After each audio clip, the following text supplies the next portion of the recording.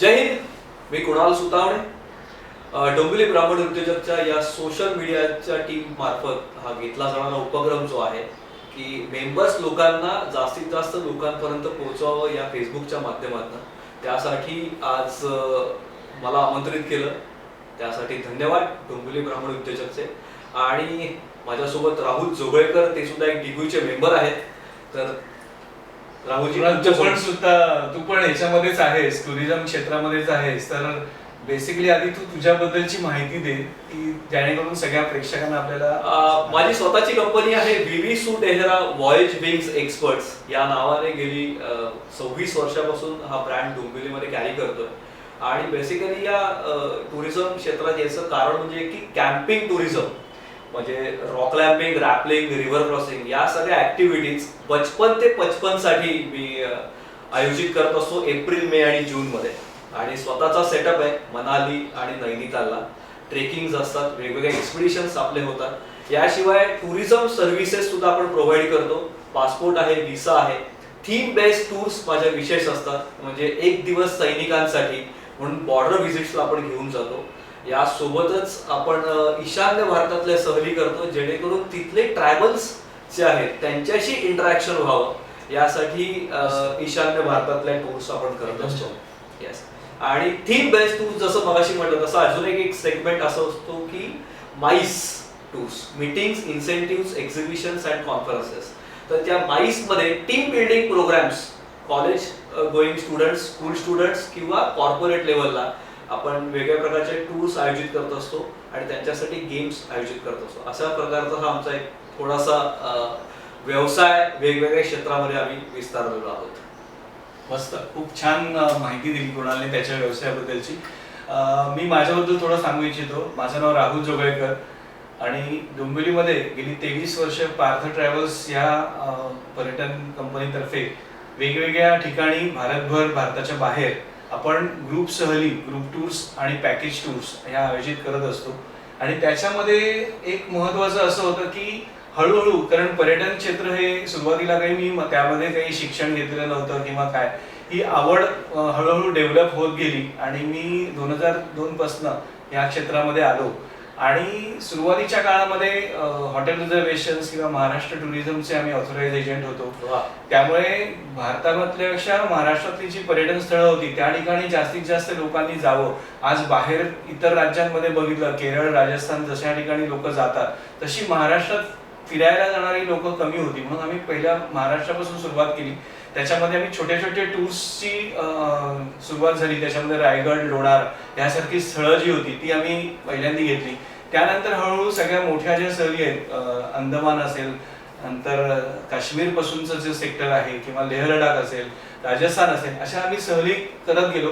आणि बेसिकली आमचा क्लायंट जो आहे ह्याच्यामध्ये कुणालने जसं सांगितलं, ऍडव्हेंचर ऍक्टिव्हिटी किंवा युथ जो याच्यामध्ये कनेक्टेड आहे, त्यामध्ये जसं असताना आमच्याकडे येणारा जो क्लायंट आहे तो जास्त करून 40 ते 75 ह्या वयोगटातला क्लायंट आहे तो जास्ती आहे. कारण त्यांना ग्रुपमध्ये यायचं आहे, त्यांना बरोबर येणाऱ्यांना कंपनी हवी आहे आणि त्या कंपनीच्या माध्यमातून इतर ओळखी होतात, ग्रुपमध्ये नवीन नवीन मित्रमंडळी भेटतात आणि मग त्यांचा एक बॉन्ड तयार होतो आणि मग दरवेळी पुढच्या टूरला येताना ते ठरवून येतात. हा जो एक प्रकार होता तो आवडतो. आणि युथ जो असेल तो आम्ही आता बघितलं असं की ते इंडिव्हिज्युअली जास्ती करून त्यांचे फॅमिली ग्रुप करून जातात. त्यामुळे त्यांना पॅकेजेस करून जाण्यामध्ये खूप जास्त आनंद असतो. त्यामुळे आम्ही गेली 23 वर्ष ह्या पूर्ण सगळा सेटअप त्यांना अरेंज करून देणं किंवा ग्रुप सहली करणं आणि त्याच्यामधनं जे शिकायला मिळतं ते खूपच छान असतं. आम्हाला त्याच्यामध्ये खूप आनंद आणि समाधान मिळतं. याच्याशी मला नक्कीच कुणाला पण सहमत असेल असं मला वाटतं. नक्कीच नक्की. पर्यटन क्षेत्रात काम करतोय म्हटल्यावरती 40 वेगवेगळ्या प्रकारची मंडळी आपल्या सोबत असणं आणि त्यांना घेऊन आपल्याला मिळणारा जो आनंद आहे तो अधिक सुखावह असतो पर्यटन क्षेत्रामध्ये. आपल्या मते स्पर्धक आणि सहकारी यामध्ये नेमका फरक काय? फरक म्हणण्यापेक्षा याच्यामध्ये स्पर्धा ही जरी आपल्या मित्रांमध्ये नसतेच बेसिकली. आणि हे क्षेत्र असं आहे ना, इतकं व्हास्ट आहे आणि इतकं डेव्हलपिंग आहे की ह्याच्यामध्ये स्किल्ड मॅनपॉवर आणि तुम्ही जास्तीत जास्त लोकांना अनुकूल असण्यासाठी असणारं गरजेचं असतं. आणि त्याच्यामध्ये स्पर्धक असा प्रकार येत नाही. बेसिकली प्रत्येकाचा क्लायंटेल हा वेगळा आहे. आज डोंबिवली शहरामध्ये आम्ही आहोत. डोंबिवली शहराची लोकसंख्या एवढी आहे, फक्त डोंबिवलीपुरतं हे मर्यादित नाहीये पर्यटन क्षेत्र. आज आपल्या ठिकाणी सुद्धा जरी येणारे ऑफिसमध्ये असतील तरी सुद्धा इतर ठिकाणी मी नक्कीच कुणाला पण सांगेन की फक्त डोंबिवलीतले कुणालचे पण नाही जे येणारे कस्टमर आहेत ते ऑल ओव्हर महाराष्ट्र आणि बाहेरच्या ठिकाणून सुद्धा लोक आपल्याकडे येतात. त्यामुळे असं नाहीये की फक्त डोंबिवली पुरतं मर्यादित आहे आणि छोट्या ह्याच्यामध्ये स्पर्धा असणार आहे.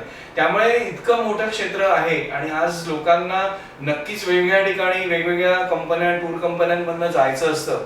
तर मला वाटत नाही की स्पर्धा याच्यामध्ये आहे, उलट ही हेल्दी कॉम्पिटिशन आहे. आम्हाला जर काही प्रॉब्लेम्स आले तर आम्ही एकमेकांना नक्कीच विचारू शकतो की त्यामध्ये आपल्याला काय करता येईल, त्याच्यामधनं सोल्युशन कसं काढता येईल. त्यामुळे अशी कंपनी कुठलीच नाहीये. मला वेगळं काय देताय आपल्या ट्रिप मधनं, आपल्या प्रोडक्ट मधनं वेगळं काय देऊ शकता समोरच्या कस्टमरला, त्याच्यावरती जास्त कस्टमर अट्रॅक्ट होतो आणि तो आपल्याकडे येतो. मग तुम्ही ऍडव्हेंचर्स मध्ये असू दे किंवा पॅकेजेस जे तू आता सध्या करतोयस, आणि माझंही चालूच असतं या सगळ्या ठिकाणी. FIT आपण जो शब्द वापरलेला आहे तो त्या ठिकाणी. त्यामुळे तुम्ही काय वेगळं देताय त्याच्यावरती बऱ्याच गोष्टी अवलंबून आणि याच्यामध्ये अजून एक मला सांगावंसं वाटतं की शेवटी जरी टूर कंपन्या वेगवेगळ्या असल्या तरी तुमची जी सर्व्हिस असते त्यावेळी तुम्ही जे काही प्रोव्हाइड करता, त्यांना ज्या काही फॅसिलिटीज देता, ज्या पद्धतीचे हॉटेल्स किंवा इतर सगळी व्हेकल्सची हे असतात अरेंजमेंट्स, ती लोक कुठेतरी ऑब्झर्व करत असतात आणि येणारा जो पर्यटक असतो तो सुजाण आहे.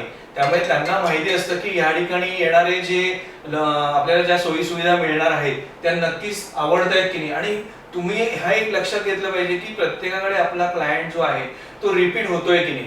त्याला जर आवडलं तर तो नक्कीच येणार आहे आणि तो तुम्हाला कधी सोडणार नाही. तो एकदा वेगळ्या ठिकाणी जाऊन बघेल आणि त्याला बघितल्यानंतर लक्षात येतं की आपल्याला अरे ह्या फॅसिलिटीज किंवा आपल्याला थोडा त्रास झाला, आपण परत ह्यांच्याकडे जाऊया, यांच्याबरोबर दुसऱ्या सहली करूया. त्यामुळे मला असं वाटत नाही की तुम्ही असं एखाद्या क्लायंटला तुम्ही गमावताय किंवा काय. तर प्रत्येकाला तो फ्रीडम आहेच त्या ठिकाणी. आणि आपण म्हणतो ना की तुमची जी जाहिरात जी असते ना ती 1 to 1 असते. म्हणजे कुठले पेपर मध्ये आलेली असेल किंवा काही, ह्याचाच एक कनेक्ट एक वेगळ्या प्रकारे असतो. उद्या जर मला वाटलं की एक चांगली छान लोणारची टूर तुम्ही करताय आणि त्यात मला असं वाटतं की दाखरू सोबत सुद्धा तुमच्या सोबत काही ट्रिपला यायचे, त्यामुळे तिकडे आम्ही आकाश दर्शनाचा कार्यक्रम करायचो. अशा पद्धतीने थोडं वेगळं तुमचं याच्यामध्ये युनिकनेस काहीतरी पाहिजे हवा की जसं आता कुणालने सांगितलं की लडाखच्या ह्याच्यामध्ये कॅम्पिंग लोकांना खूप आवड असते, पण ते कसं करायचं किंवा याची माहिती नसते. त्यासाठी तुम्हाला कोणीतरी एक्सपर्टच असावा लागतो. त्यामुळे अशा पद्धतीचं लोकांनी नक्कीच त्याचा आवर्जून सहभाग त्याच्यामध्ये घ्यायला पाहिजे असं मला वाटतं. रक्षाबंधनासारख्या जेव्हा मी ट्रिप्स करतो त्यावेळेला एक पूर्ण अख्खा इव्हेंट रक्षाबंधनाचा आपण आर्म फोर्सेसच्या कुठल्या तरी एका कॅम्पला जाऊन करतो. मग इंडियन आर्मी असेल किंवा बॉर्डर सिक्युरिटी फोर्स, आता काल 1 डिसेंबर होता, 1 डिसेंबरला BSF डे म्हणून आपण सेलिब्रेट करतो. तर त्या निमित्ताने सुद्धा वेगवेगळे उपक्रम आपण तिथे जाऊन करतो आणि तिथे लोकांना घेऊन जाणं, कस्टमर्सला घेऊन जाणं आणि वेगळेपणा दाखवणं हे जास्त महत्वाचं आहे असं मला वाटतं कुठल्याही ठिकाणी. म्हणजे ठिकाण म्हणा किंवा हॉटेल्स या सर्व गोष्टी आल्यातच, पण प्रत्येक वेळेला तुमचं युनिकनेस दिसणं, तुमचा USP त्या ठिकाणी असणं ते खूप गरजेचं आहे असं मला वाटतं. DBU मध्ये तुम्ही कोलॅबरेशनमध्ये कधी काम केलेलं आहे का? कोलॅबोरेशन म्हणण्यापेक्षा मी असं म्हणेन ना की ज्या वेगवेगळ्या प्रकारच्या सहली राहुल अरेंज करतोय तर त्याप्रमाणे त्याच्याकडे काहीतरी स्पेशालिटी आहे. जसं आकाश दर्शन मगाशी त्याने उल्लेख केला, तर आकाश दर्शनासाठी जर माझ्याकडे कोणी आलं तर डेफिनेटली कोलॅबोरेशन मध्ये आम्ही एकत्र काम करतोय. नक्कीच नक्कीच.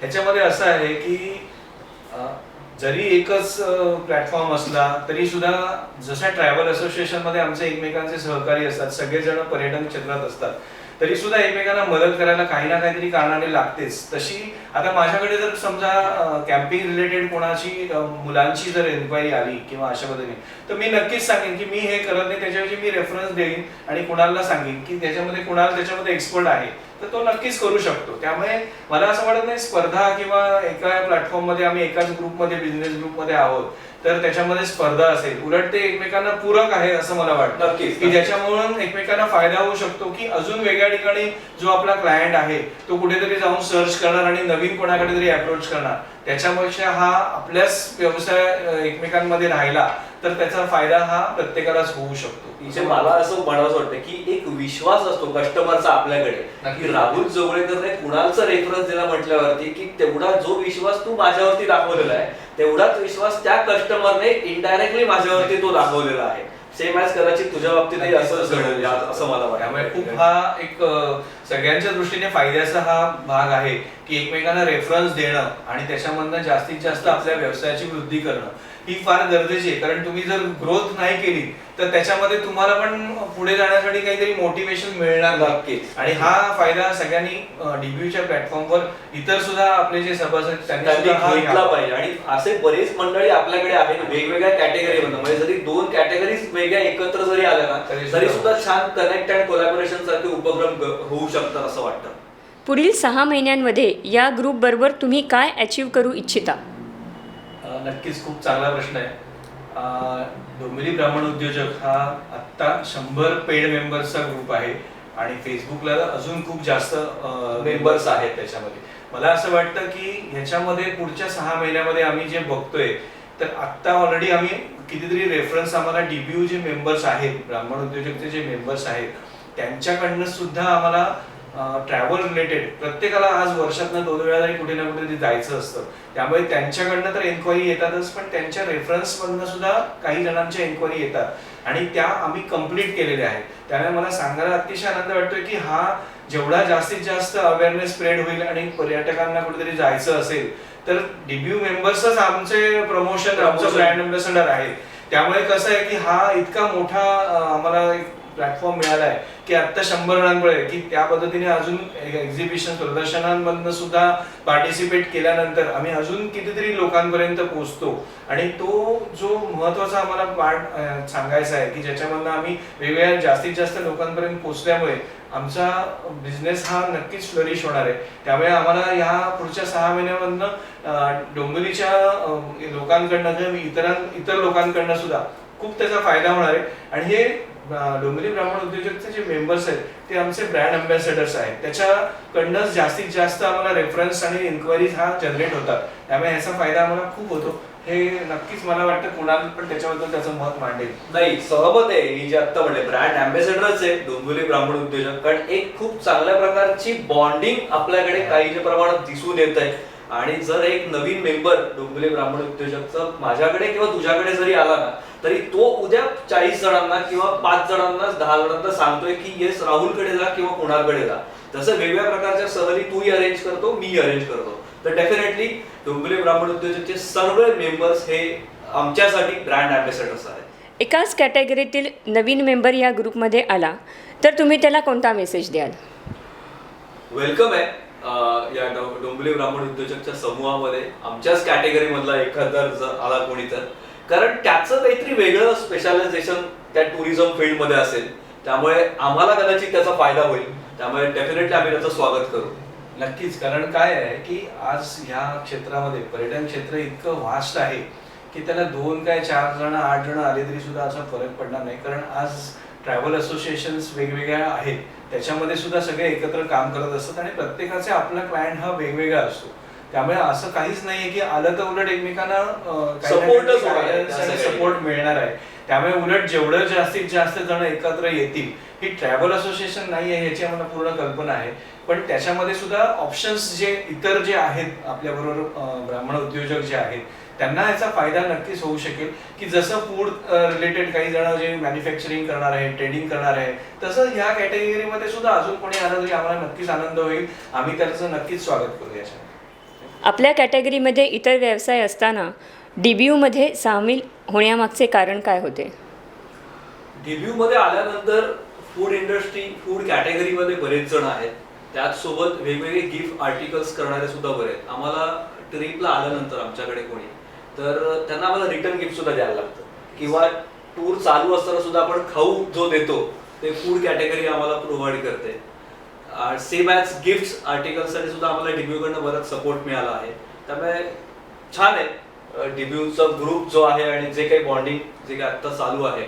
याच्यामध्ये अतिशय महत्त्वाचं असं आहे की एकतर तुमचे ब्रँड अँबॅसेडर ऑटोमॅटिकली तुम्हाला 100 जण नवीन मिळाले आम्हाला, की जे आपला उद्योग जो आहे तो इतरांपर्यंत पोहोचवू शकतात.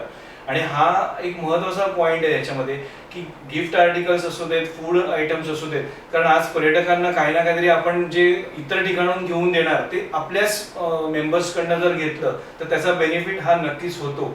आणि मला असं वाटतं की प्रत्येक जण हा ह्यामध्ये एकमेकांना सहाय्य करण्यासाठी झालेला आहे आणि त्याच्यामुळे त्याचा फायदा इतर मेंबर्सना सुद्धा मिळतोय.